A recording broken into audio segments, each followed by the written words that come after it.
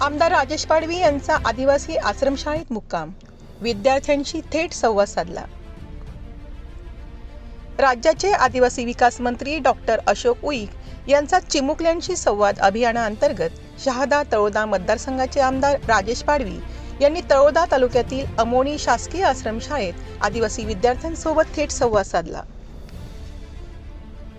विद्यार्थ्यांच्या अडचणी समजून घेण्यासाठी आमदार पाडवी यांनी रात्री शाळेत मुक्काम केला।